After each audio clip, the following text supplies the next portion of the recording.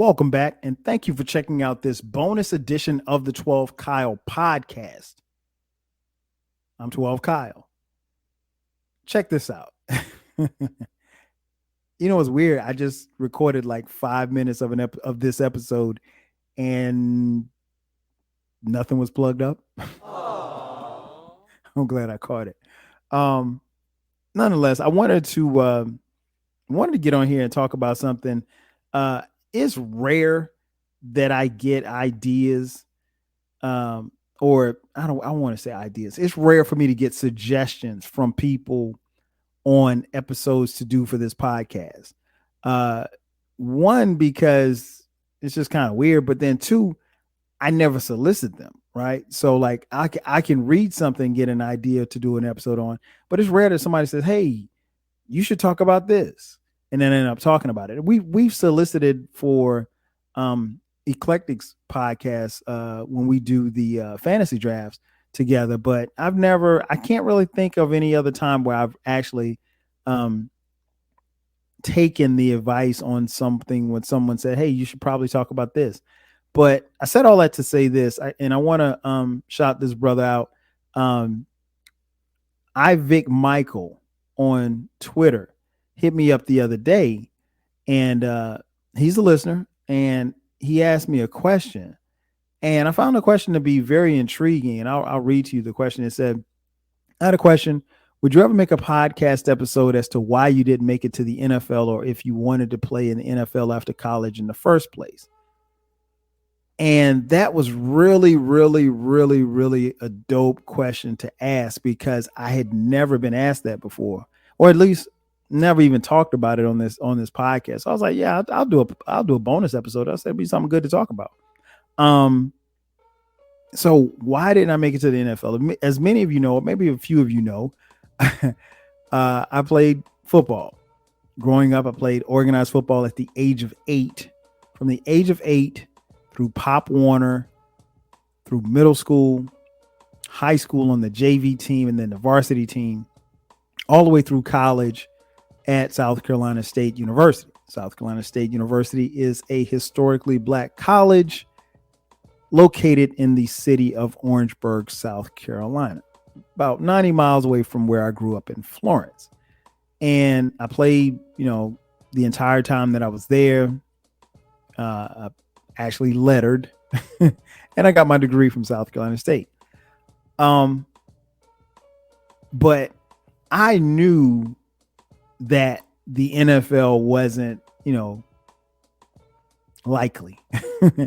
And I when I responded to Vic Michael, I told him that, in my response, I said, standing at a firm 5'7",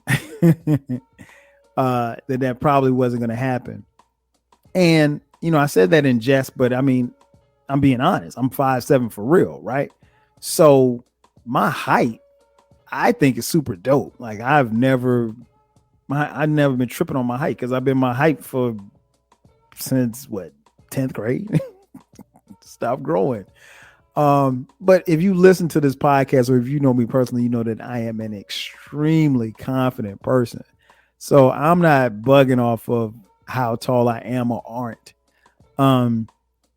So it was just, at that time that I came out of school and I finished playing football and graduated, it was a different day and time for wide receivers. And that's the position that I played. I played wide receiver.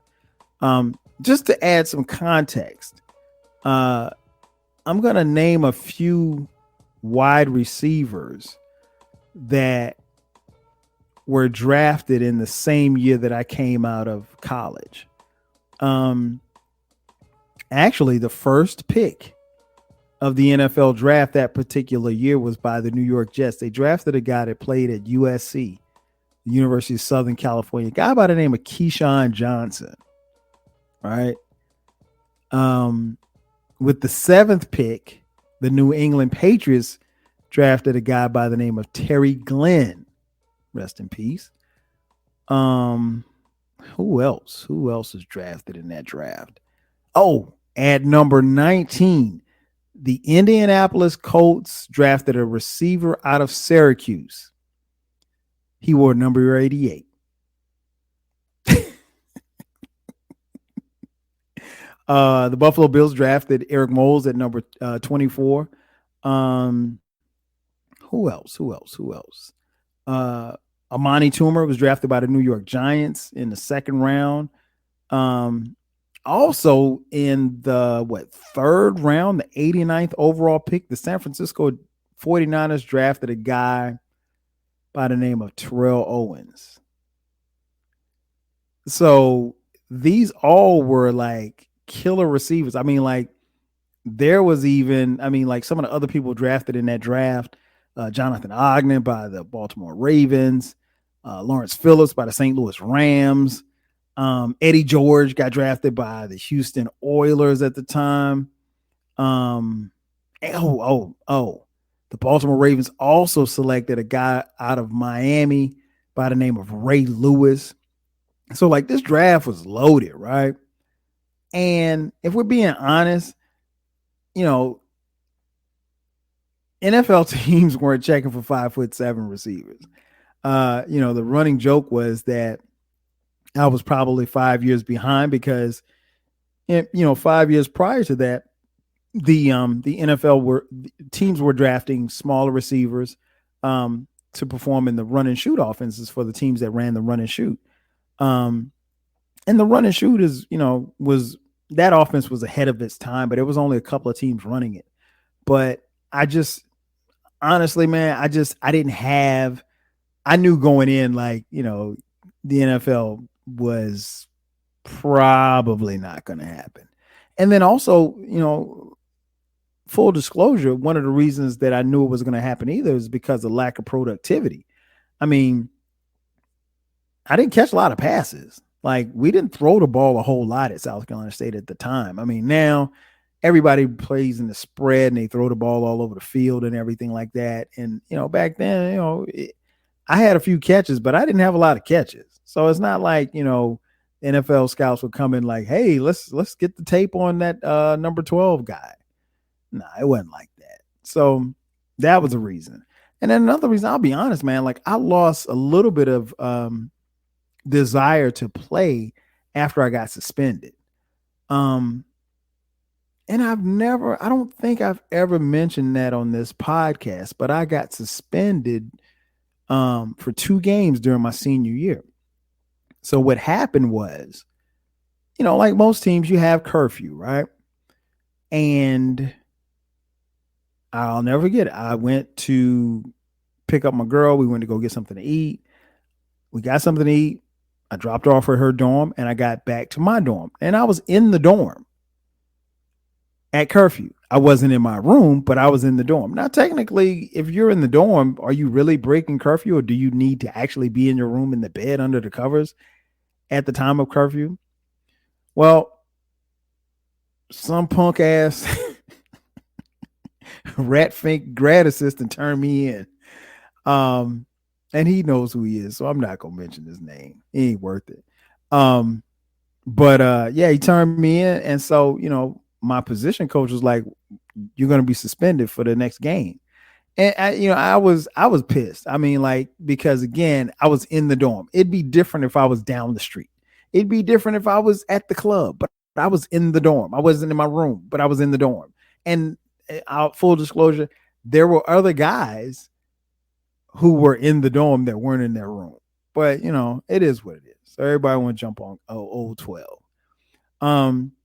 But I guess if the letter of the law, which to me had not been drawn up, but if the letter of the law is that you have to be in your room, then by definition, then I guess I am breaking curfew, right? So I got suspended for a game, right? And then so the following game, my position coach, who I don't like, and I still don't like to this day, and I have nothing good to say about him, decides to tell me that, hey, you're not going to play the next game either. Well, wait a minute. Because it was me and one other guy that got suspended for breaking curfew, right? And the other guy only served 1 suspension. I've never heard of anybody serving a 2-game suspension.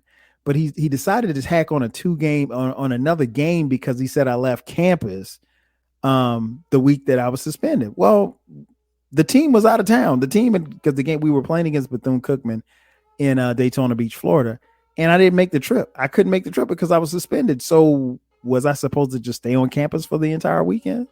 No. And what does it matter if I'm off campus or not? So anyway, long story short, me and my girl, we went out of town. I think we went to Columbia or something. We went out of town for the weekend and we kicked it. And that was it.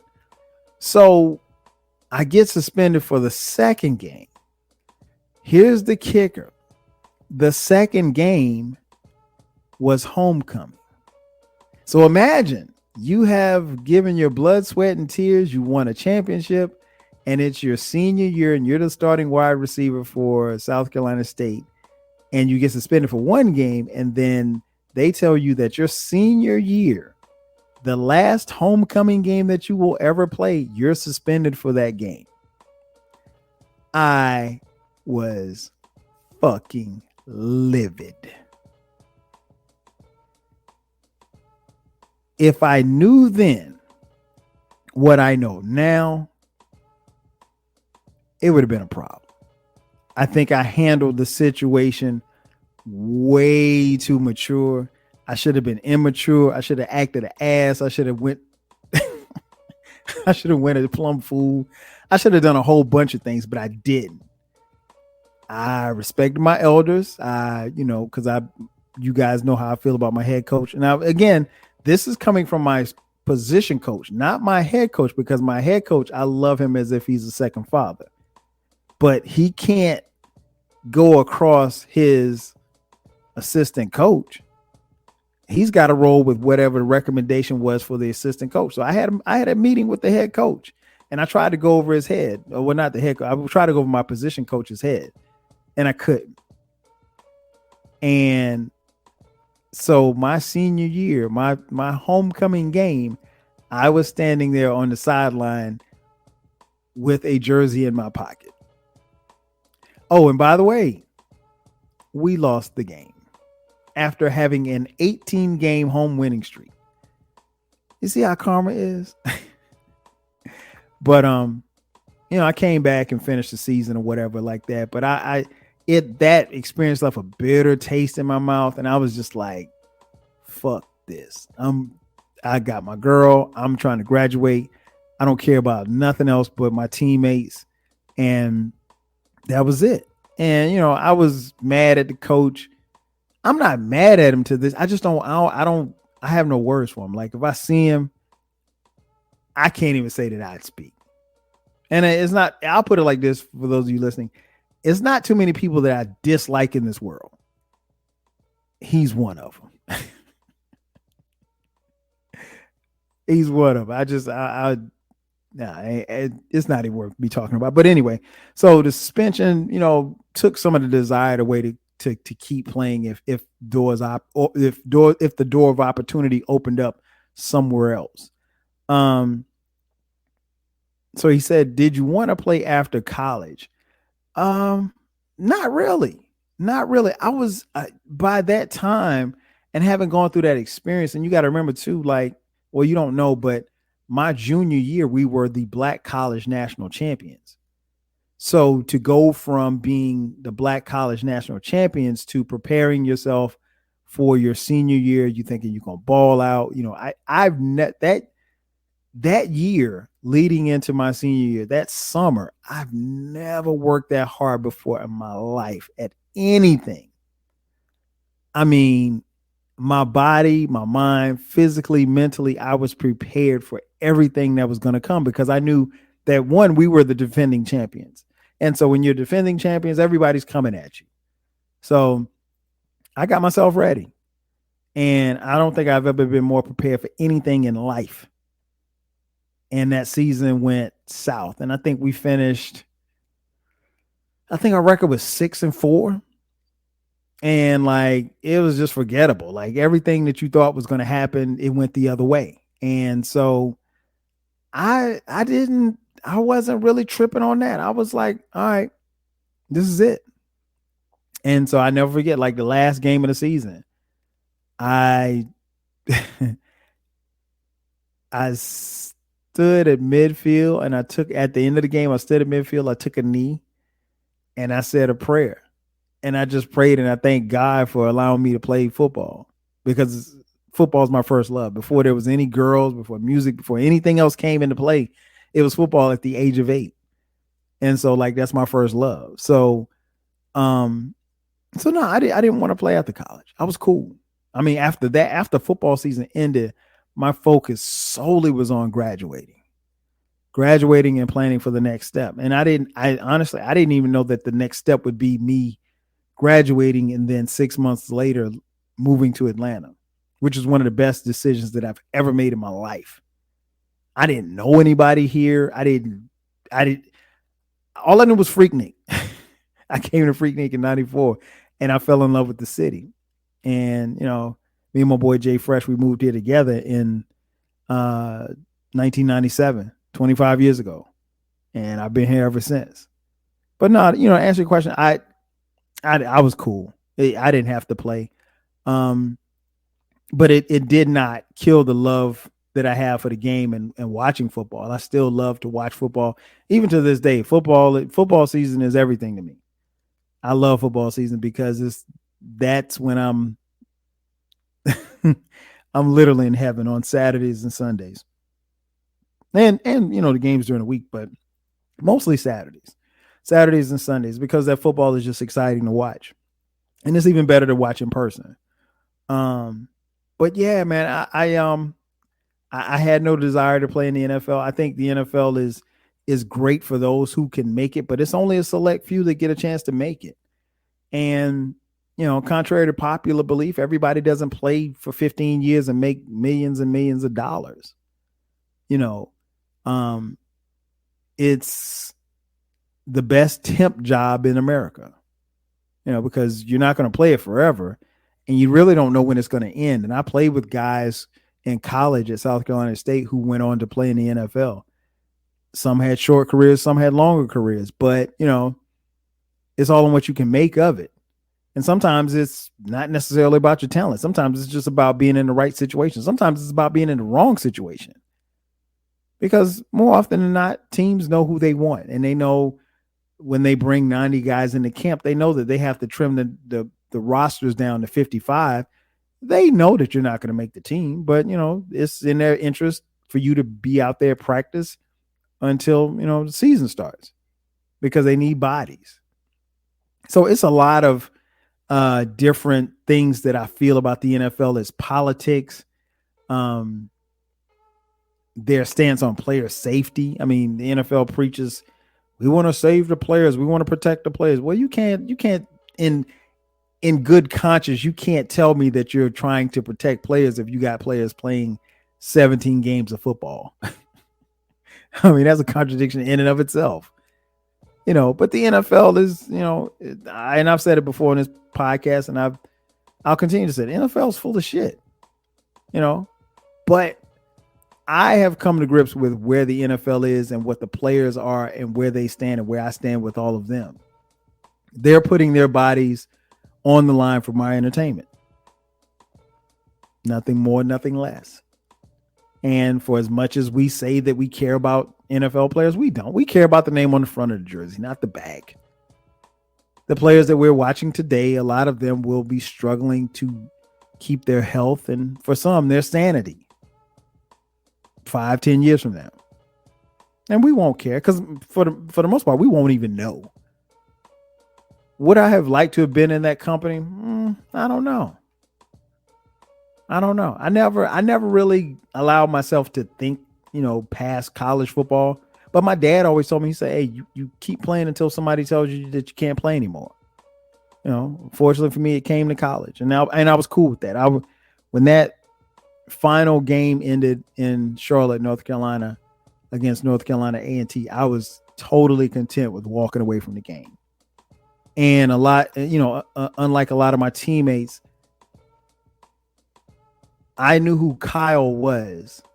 And Kyle wasn't just a football player. He was a kid that played football. He wasn't a football player.